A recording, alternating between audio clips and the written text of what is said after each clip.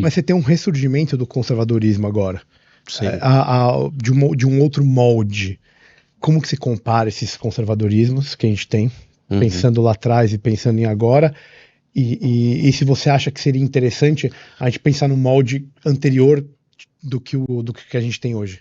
Olha, eu acho que o conservadorismo de hoje, ele é mais, não posso dizer, autoconsciente. Ele é consciente do que ele está enfrentando, ele é consciente das limitações estruturais que ele tem, pelo menos eu vejo assim hoje, e ele percebe melhor as armadilhas da história. Então, vou dar um exemplo. 1964, regime militar. Bom, você estava lá, basicamente impedindo a ameaça comunista, a tentativa comunista de transformar o Brasil numa grande fazenda da União Soviética. É isso que ia acontecer com a gente. Beleza. Mas, a partir dali, os militares, por serem... o que é um militar no Brasil, né? Isso é uma coisa, só vou colocar esse adendo aqui. O militar no Brasil, o comandante militar no Brasil, o cara da alta cúpula militar no Brasil, ao contrário de outros países, ele é um cara que basicamente nunca esteve em guerra. Ele não sabe, na grande maioria dos casos, o que é zona de conflito. Então, ele é no que ele é bom? Ele é um excelente burocrata, ou tecnocrata, enfim. Ele é um excelente burocrata. Ele Positivismo na veia. Total. Então, assim, ele conhece a máquina pública de ponta a ponta, ele sabe como funciona. E o que ele quer na maioria das vezes? Ficar na dele, em paz, e ele quer subir na carreira, carreirista. Quando você tem o regime militar, você vê esse foco dos militares no poder, então, esse foco na questão de infraestrutura. Vamos construir estrada, vamos fazer usina hidrelétrica, vamos arrumar ali a zona de fronteira, a Amazônia, tal, não sei o quê. E a parte educacional, cultural, não tiveram interesse em cuidar disso. Então, assim, caímos numa armadilha. Hoje, eu acho que o conservadorismo é mais consciente disso, da necessidade que você tem de cuidar para que o seu filho não seja doutrinado, para que você não caia na armadilha de, por exemplo, achar que eu vou colocar o meu filho, por exemplo, num colégio particular que eu pago uma mensalidade de 3 mil reais e ele vai sair de lá... Não, ele pode sair de lá um militante do PSOL. Né? Você sabe que essa é uma crítica que talvez a gente veja na geração dos nossos pais. Eu lembro de amigos dos meus pais falando, eu tô colocando meu filho na escola e tá lá e eu tô pagando uma escola cara porque ele vai ser formado lá, ele vai ser educado lá e tal. E isso se provou uma puta de uma mazela, e uma geração depois, quando nós somos os pais, né, todo mundo tem consciência de que não dá para fazer mais. Se deu um dia, hoje não tem a menor condição de você delegar a educação para uma escola. E mais do que isso, né, assim, eu não sou tão radical quanto muitas pessoas, eu não sou tão liberal ou libertário, mas eu acredito que hoje, se alguém fosse me perguntar, olha, como é que a gente resolve a educação no Brasil? Eu diria uma coisa, tem que fechar o Ministério da Educação. Acaba com o currículo único. Puta que pariu, obrigado, também acho. Uma ação, acaba com o currículo. O professor Thomas Juliano falou isso aqui também.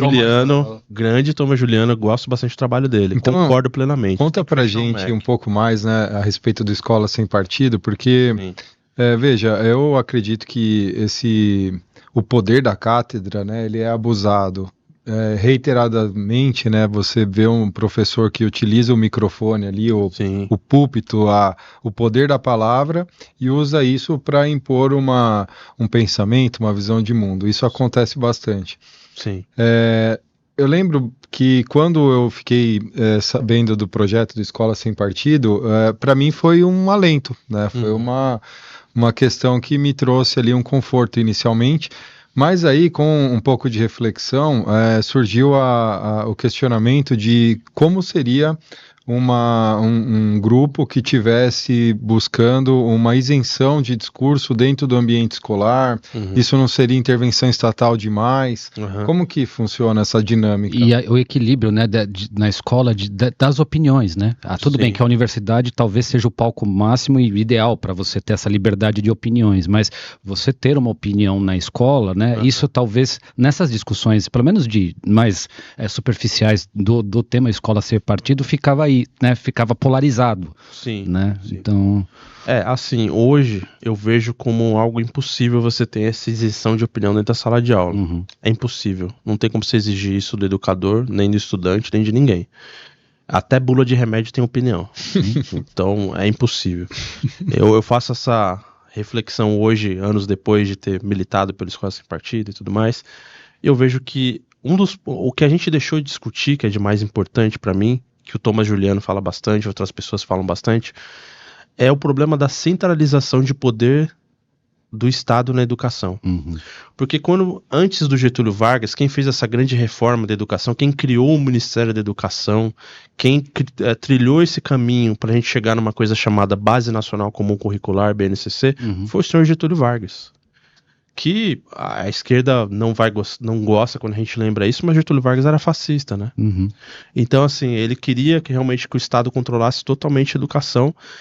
E os intelectuais ao redor dele, né, a turma da nova escola, que aprenderam muito lá com o senhor John Dewey nos Estados Unidos, eles queriam que o Estado fosse, basicamente, tivesse o monopólio da educação, porque eles entendiam que o Estado devia tomar para si a missão de criar uma comunidade de pessoas que pudessem ser autônomas em relação a tudo aquilo que elas viveram antes, a história delas, etc, etc. Parece muito bonito no papel, mas para isso você tem que você tem que afastar a família, afastar a comunidade, afastar a igreja. Antes do Getúlio, antes de toda essa centralização, esse processo de centralização da educação nas mãos do Estado, a Igreja Católica era a grande instituição educadora do Brasil. Sempre foi, né? E deixa eu dizer uma coisa, tá? Funcionava. Então, assim, o grande problema hoje que a gente precisava resolver é o seguinte: você devolver para o Estado, para os estados, devolver para as cidades, para as comunidades, o poder de cada um criar o seu próprio currículo escolar. E depois, se o Estado, com E maiúsculo, quiser, ele faz uma provinha lá para oferir que o cara tá ok para seguir adiante. Mas você tinha que ter um trabalho descentralizado. O que tem em comum?